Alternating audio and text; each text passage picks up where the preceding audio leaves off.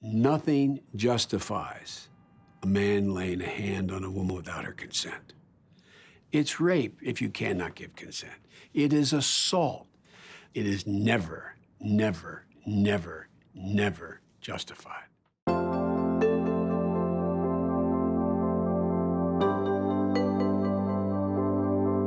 Well, I was born in Scranton, Pennsylvania, and I won the gene pool. My mother was sweet and gentle, but a backbone like a ramrod. She looks at Joey, look at me. Remember, you're defined by your courage and you're redeemed by your loyalty. My dad was a man of enormous integrity. He used to say it's the greatest sin that can be committed is abuse of power, and the cardinal sin of all sins was for a man to raise his hand to a woman. I mean, for real. He taught us that if we saw something, speak up, speak out, do something.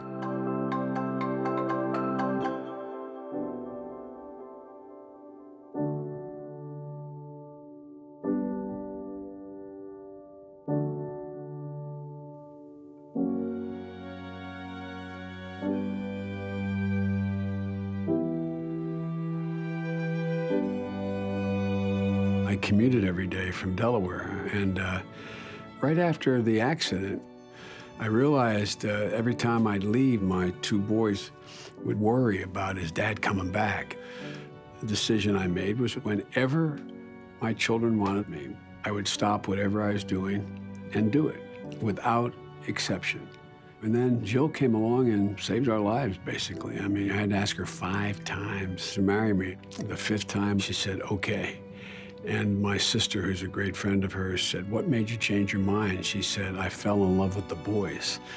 So every important thing my sons and later my daughter ever said to me has been spontaneous. You know, it's like riding down the street with my old Corvette. We stopped on a country road and little Hunter turns to me and says, Daddy, I love you more than the whole sky.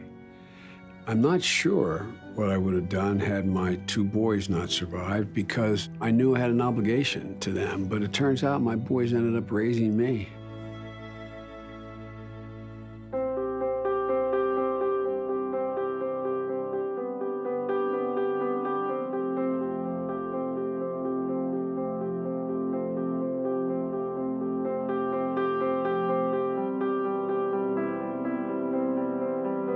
When I started to write the legislation, I was convinced that we had to get some brave women to come forward and take this out of the shadows.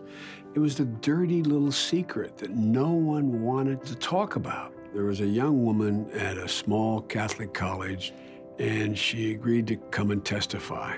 She was a freshman, and a guy said, I'll walk you back to the dorm. Can we stop in my dorm? I want to get a coat. And he dragged her into the room and he raped her. And I'll never forget what she said. She said, I ran home, I stripped down and took a scalding shower. She said, I was sitting on the end of my bed crying, and the resident advisor, the RA, came in and I told her what happened. And she said, you've been raped. She said, no, I wasn't. I knew him. I knew him. It allowed other women to say, wait a minute. Why should anybody make me feel badly that I was abused?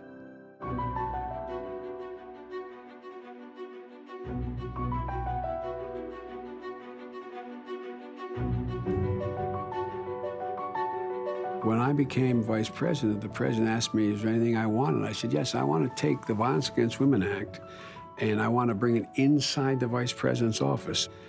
And so we started investigating colleges. A startling number came back.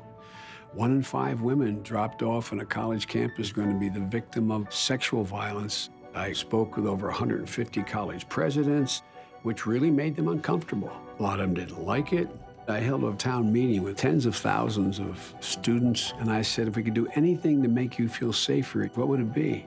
The overwhelming response was, get men involved.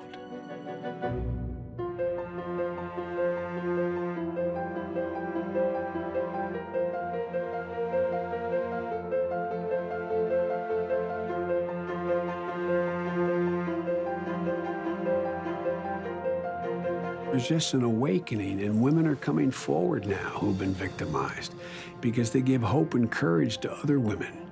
We'll succeed when we change the culture enough that no woman says, "What did I do?" And we'll have succeeded when no young man says, "Well, it was my right," or "I was entitled," or "she asked for it." I ask young men to take the pledge that they will intervene if they see something going wrong.